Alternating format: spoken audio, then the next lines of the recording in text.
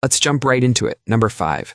Imagine a sport where the goal isn't just to win, but to literally sacrifice the losing team to the gods. Welcome to the Mesoamerican Ballgame, where rubber balls weighing 8 pounds flew through stone courts at deadly speeds, and defeat meant death. Picture this massive stone court, longer than a football field, with sloped walls rising 20 feet high. Two teams would battle to keep a solid rubber ball airborne using only their hips, elbows, and shoulders. But here's where it gets absolutely insane. The ball itself was believed to represent the sun's daily journey across the sky, making every game a cosmic battle between light and darkness. Players wore thick leather padding that looked like medieval armor, because getting hit by that 8-pound rubber projectile at full speed could shatter bones. The rules were so complex that archaeologists are still debating exactly how scoring worked, but we know the ultimate prize was avoiding the stone altar, where losers had their hearts cut out while still beating. Spanish conquistadors were so horrified by this combination of sport and human sacrifice, they banned it immediately, ending a tradition that had lasted over 3,000 years.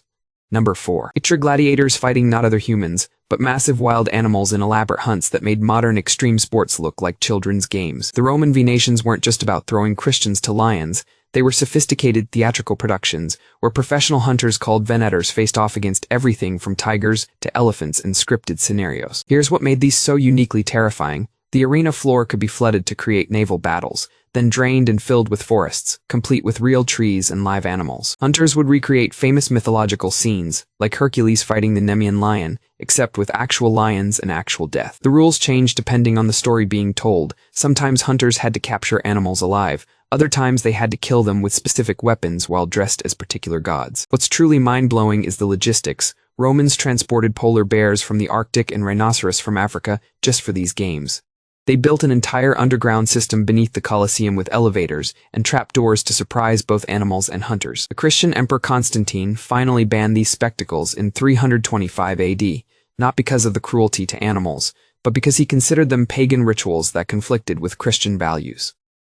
Number 3. Now imagine a sport where the entire point is organized, ritualized warfare between neighboring cities, with rules so specific they made medieval tournaments look casual. Welcome to the Calcio Storico, where Renaissance Florence turned street fighting into an art form. This wasn't just any ball game, it was literally called historic football, and combined rugby, wrestling, and martial arts into something that resembled a small-scale battle. Two teams of 27 players each would face off in sand-filled piazzas, trying to score goals while engaging in what was essentially legalized assault. The rules were simultaneously detailed and brutal. You could punch, kick, elbow, and choke opponents, but you couldn't gang up on someone or hit them when they were down. Players came from specific neighborhoods, and losing meant your entire district faced mockery for months. What made this sport particularly fascinating was its connection to military training. Florence used these games to keep their citizens combat ready between actual wars. The matches drew crowds of thousands, including nobility who bet enormous sums on the outcomes. But here's the twist that reveals just how seriously they took this. Players who showed cowardice during games could be banned from military service, effectively making them social outcasts. The sport gradually died out as Florence lost its independence and professional armies replaced citizen militias. Number 2.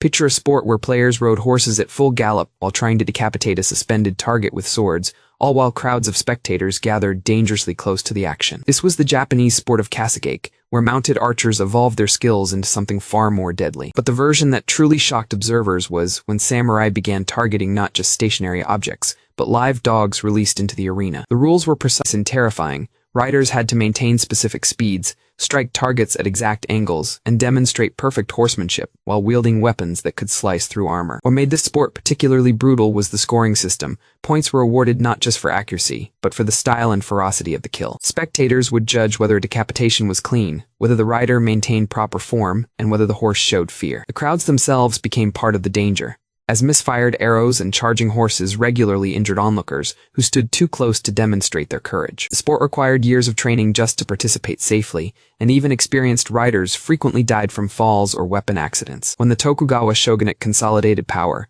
they banned these competitions as too dangerous and wasteful of trained warriors, redirecting that energy toward more controlled martial arts practice. Number 1. Finally, we reach the most bizarre and disturbing sport in ancient history, one so strange that modern people struggle to believe it actually existed. In ancient Crete, young athletes would perform something called bull-leaping, where they literally grabbed charging bulls by the horns and somersaulted over their backs. But this wasn't just athletic showmanship, it was a religious ceremony connected to earthquake prediction and goddess worship. The rules defied everything we know about physics and self-preservation.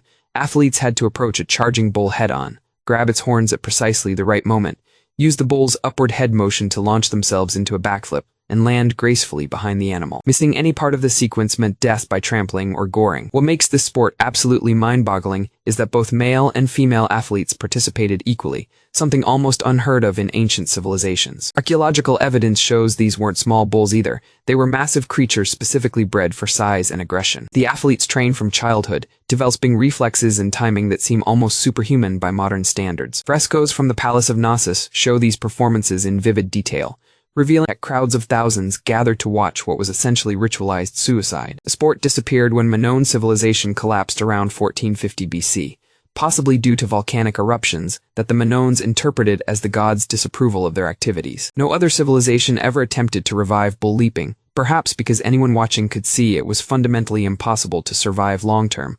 I'll make similar videos in the future. Subscribe to see them.